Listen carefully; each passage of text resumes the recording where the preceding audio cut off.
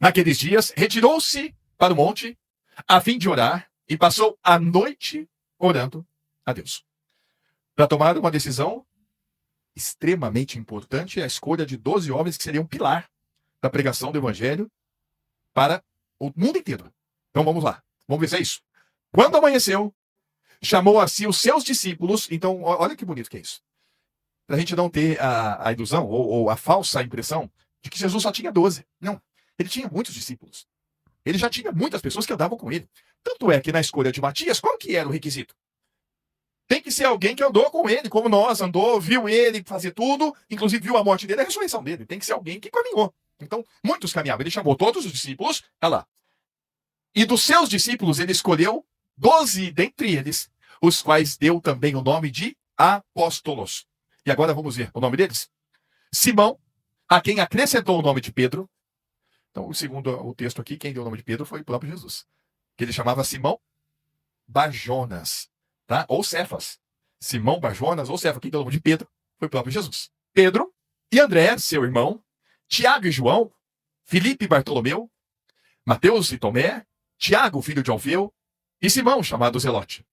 Judas, filho de Tiago, e Judas Iscariotes, que se tornou traidor. Depois de uma noite inteira orando a Deus, no amanhecer ele reúne todos e chama. Matias foi escolhido como? Na sorte. Entre aqueles que tinham andado. Mas agora nós temos aquele que o Senhor chamou de novo. Pessoalmente, ele foi lá para chamar.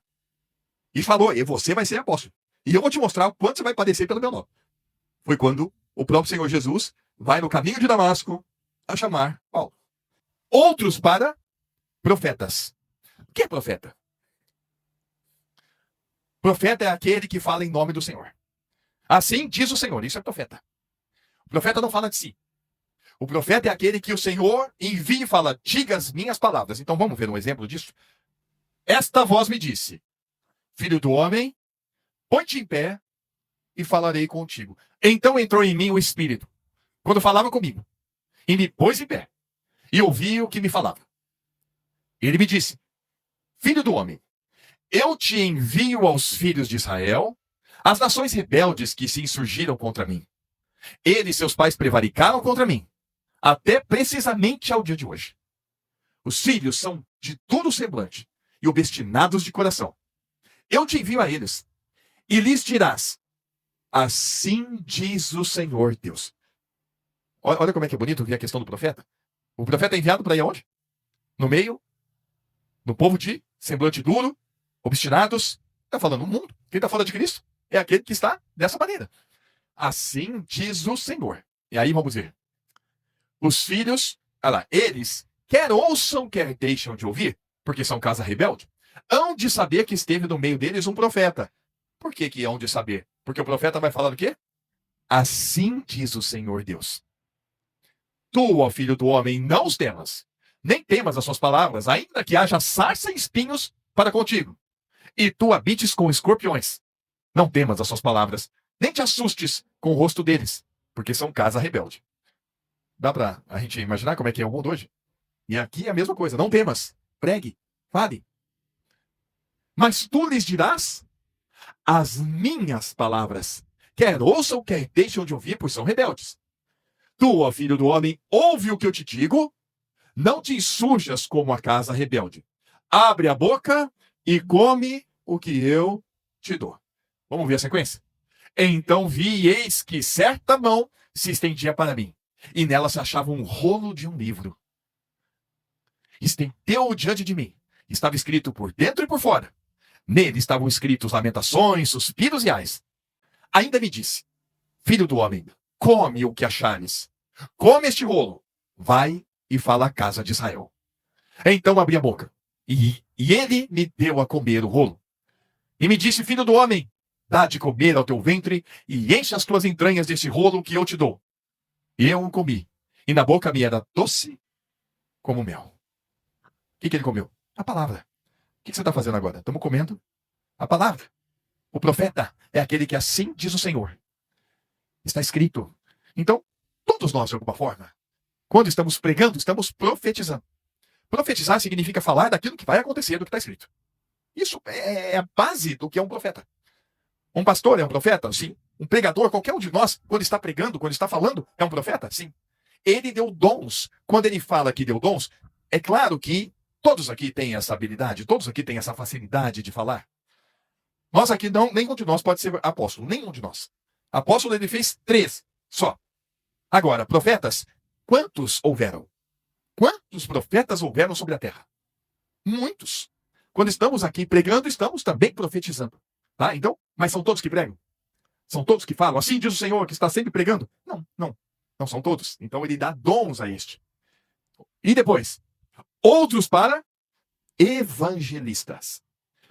Também ele fez outros para pastores. É um dom de Cristo. O que é o pastor? Às vezes a gente acha que o pastor é aquele que está aqui na frente da igreja pregando, né? Ele fica ali, ele vem, ele prega, ele fala. Eu não entendo que pastor não é isso, não. O pastor ele pode, inclusive, ter a facilidade de pregar. Se ele prega na igreja, amém. Porque tem os doutores lá, tem os mestres ou doutores, que muitas vezes podem estar aqui na igreja pregando, ensinando a palavra, são mestres, são doutores na lei. E o Senhor dá dom isso para alguns que têm uma capacidade teológica. Não que ele tenha feito teologia. Quando eu falo capacidade teológica, é capacidade de meditação, de conhecimento da Bíblia. Tá? Pastor, você conhece muito a Bíblia? É difícil até falar isso. Baseado em quê? Comparado com o quê? Eu conheço bastante, mas perto de algumas pessoas eu não conheço. Tem gente que vive o dia inteiro meditando, o dia inteiro procurando o que é isso. Olha que fala, subiu, cativo, isso daqui, vai vendo cada palavra e vai no original. Então, eu já tive um pouco mais disso no começo, mas deixa eu explicar para vocês o que eu entendo de ser pastor. Pastor, quando você conhece essa profissão de algumas pessoas, são pastores de ovelha realmente, os pastores de ovelha, tá? Ou pastores de qualquer que seja os animais que ele cuida. O pastor é aquele que cuida do rebanho. Ele cuida. Ele precisa saber como é que está a ovelha, se está bem, se está ótimo, ele vai, ele leva a ovelha para tomar água, ele leva a ovelha para comer, ele leva para dormir, ele cuida das ovelhas. Então eu entendo que o pastor, esse momento que eu tenho aqui, é um prazer que eu tenho. É um prazer. Talvez eu possa ser um pouquinho também com o dom de profecia, de pregar, ótimo, amém. Mas o trabalho do pastor não é aqui. O trabalho do pastor é no dia a dia, é isso aqui, você está bem, como é que vocês estão? Sabe? É isso que é o pastor. O pastor é aquele que está sempre atento com as pessoas. Entende? Esse é o cuidado do pastor. É fora do púlpito, é fora do templo, é no dia a dia. É esse o cuidado que eu tenho. Assim, após tomarem o desjejum, Jesus questionou a Simão Pedro. Simão, filho de João, tu me amas mais do que estes outros? Você me ama mais do que todos? Respondeu ele, sim, Senhor. Tu sabes que te amo. Jesus o encarregou. Cuida dos meus cordeiros. Não falou para ele, pregue o evangelho. Cuida dos meus cordeiros. Apacenta o meu rebanho. Apacentar o rebanho é cuidar do rebanho. Deixa eu ver a Bíblia viva, como é que tá. Só para a gente ver ali. Estou gostando dessa Bíblia. Então, pastorei os meus cordeiros. Mas aqui em James é até melhor. Cuida dos meus cordeiros. Cuida deles. Apacenta o meu rebanho. Vamos ver a continuação. Verso 16. Jesus repetiu a pergunta. Simão, filho de João, você me ama de verdade? Sim, Senhor, disse Pedro. O Senhor sabe que eu sou seu amigo. Então, cuide das minhas ovelhas. Cuida das minhas ovelhas. Verso 17.